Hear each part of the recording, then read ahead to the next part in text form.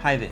So I want to do this video for teenagers and pastors who pastor teenagers and the parents who parent these teenagers. I'm passionate about teenagers achieving and fulfilling their destinies and deciphering what their purpose should be like from an early age. So this is one of the most powerful stories I've heard, and I'm going to share a couple of them so that we can tell our teenagers these stories so that it can give them insight as to how to pattern their lives. I heard this story about 10 years ago. Two teenagers were dating each other.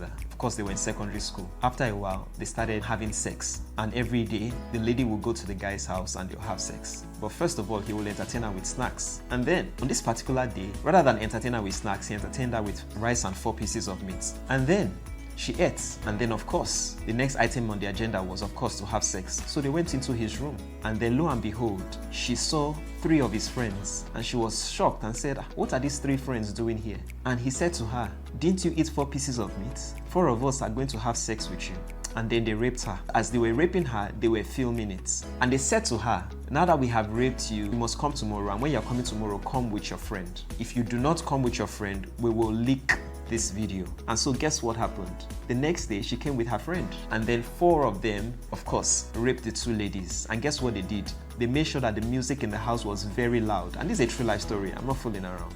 They made sure that the music in the house was very loud. And they put on the gen, whether or not there was electricity, so that neighbors won't notice what was happening. And guess what? They kept on doing it day after day until the other girl said, "Enough is enough. Damn the consequences, I'm going to report this." But why am I sharing these stories? Sometimes you may have friends that are promiscuous, you may have friends that are sexually active, and you say, "Oh, me, I'm not sexually active, but my friends are," but it doesn't matter. The company you keep determines the life you live ultimately. Association determines destination. Now, that innocent girl who was taken by her friend to be raped by 4 boys did not know on the first day that she was going to be raped. She was blackmailed by her friend because her friend was also blackmailed by 4 boys who told her that if you don't bring your friend tomorrow, we are going to make public these sex tapes that we have created. So the lesson that I want people to learn, there are many lessons you can learn from it, but the lesson I want people to learn is that teenagers, be careful of the company you keep.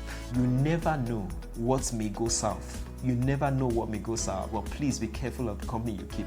I'm going to share many more videos on how we can help our teenagers become better, how we can help young people craft a better future. I look forward to sharing those videos with you. Do have an amazing day. I hope this video has been a blessing to you, and bye for now. Tutelage trumps talent. Anytime, any day. Tutelage trumps talent. So no matter how talented you are, you must invest tremendously in tutelage. You must have the right mentors. You must be very well schooled. And I'm saying this especially for teenagers who are convinced that they are talented. You need to learn that a lot of people who went before you were talented but didn't end well. And I'll give you a couple of examples. TLC, great girl group, sold 40 million records but ended bankrupt. Tony Braxton sold 50 million records, ended bankrupt. Mike Tyson made over $300 million in boxing, went bankrupt. These people were talented, clearly talented, but they lacked proper tutelage. It's not just good to be talented or enough to be talented. You must understand the business of your talent. You must understand the business of your talent. Probably even the business of your talent, you must understand the psychology of your industry. You must understand the spirituality of your industry. Yeah, all these things matter if you are going to really have a very good and robust career.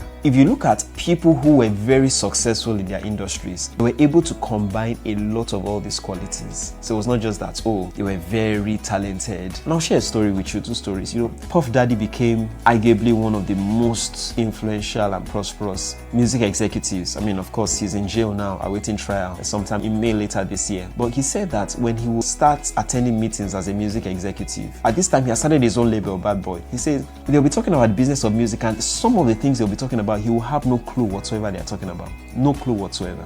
If you look at all those groups like NSYNC, Backstreet Boys, that made hundreds of millions of dollars for their record labels, one common denominator is that they never got paid commensurately for what they put out there. They never. In fact, there's a documentary on that called Dirty Pop on Netflix right now. But apart from that, you can go to other industries and see that no matter how talented you are, you must be somebody who is ready to dig deep and get to know a lot about the industry you're in. Then get good mentors, not just mentors, very good mentors who can help you scale through. So are you listening to me? Are you a teenager? You feel feel you're talented. Yes, it's not just enough to be talented. It's never enough. In fact, you need to even build character, because apart from even knowing the business of your sport or your industry, you need character as well. You need character. It was character that messed up the careers of people like Tiger Woods, character that messed up the careers of so many great people who were stupendously talented. I hope this works well for you. Do have an amazing day, and bye for now. I want to tell this story for children church teachers who pastor teenagers or who work with teenagers. There's a story of a teenage girl who felt like sleeping with a dog. Real life story, felt like sleeping with a dog. And she spoke to her pastor about it. She was afraid to tell her parents, so she spoke to her pastor. And you know what her pastor said? Her pastor said, let's discuss with your parents. She said no. The pastor convinced her and said, don't worry, don't be afraid, let's discuss with your parents. And so they fixed a meeting and they discussed it with her parents. Her mother and father were there. The moment her mother heard, she felt like fainting. She almost fainted. But guess what happened? Her father held her hand and said, guess what? It runs in the family. It's not strange, it runs in the family. So there was a pattern in the family. It was a lineage, grandparents, I guess, great-grandparents. It ran in the family, it wasn't new. So they discovered it as a bloodline pattern and they broke the bloodline pattern. And once they broke the bloodline pattern, what happened? The lady was set free. That's the power of speaking to your parents. Please, as we pastor teenagers, whenever they have challenges, let's advise them to speak to parents and also to good people. Good people.